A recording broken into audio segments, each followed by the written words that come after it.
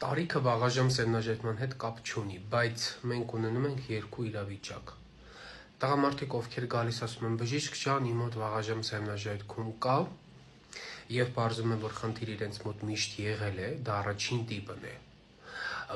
Առաջին տիպի ժամանակ գիտեք մի քիչ դժվար է պատճառները հասկանալ։ Դրանք կարան իցնե տենց է, հա, այդ մարդը ինչ իրան հիշում է 13-14 տարեկանից սկսած, որ մաստուրբացիա էլ միշտ իր մոտ արագ է ամեն ինչը իրականացվել, եւ որտեւ մենք շատ հաճախ նաեւ սովորության հարց ենք ունում, այսինքն սկզբանե տենց էլ եղել է սովորությունը արագ վերջացնելու։ Եվ մարդիկ, ովքեր գասում բժիշկ ջան, վաղաժամ սերմնա, ճշտում ես, տեսնում ես իր մոտ միշտ 10 րոպե է եղել, բայց վերջին 3 ամսվա ընթացքում օրինակի համար կամ վերջին 3 տարիների ընթացքում կրճատվել է, դարձել է 1 րոպե։ Սա երկրորդ տիպն է։ Այդ երկրորդ տիպի պատճառները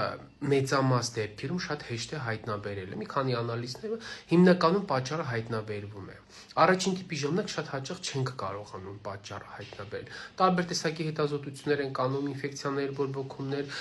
Իդեպ այդ ամենամեծ սխալներից մեկն էլ առաջին տիպ վաղաժամ սերմնաժայթքում ունեցողների մոտ բուժել ինֆեկցիաները եւ բորբոքումները։ Այսինքն մարդը սաղքյանք ունեցել է վաղաժամ սերմնաժայթքում,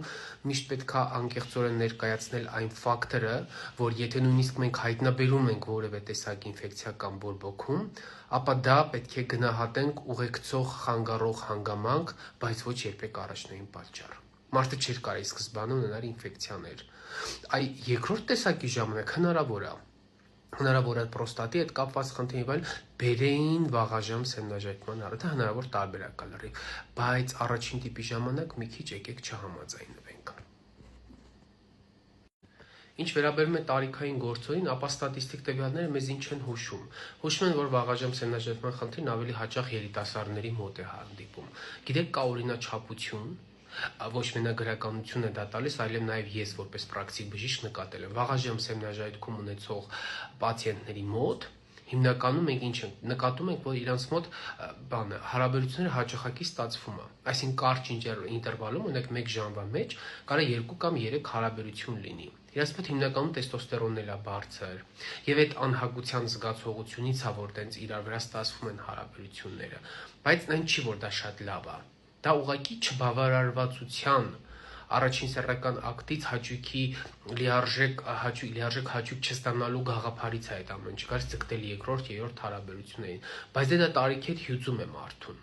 Դա համար տարիքային գործոնի հետ կապված ինչ խոսք վաղաժամ սերմնաժայթման խնդիրը առաջնահերթ մենք երիտասարդների մոտ ենք հանդիպում, իսկ արդեն ավելի հասուն տարիքում բնականաբար գործ ենք ունում սեռական ցանկության նվազման եւ էրեկցիայի խնդիրների հետ։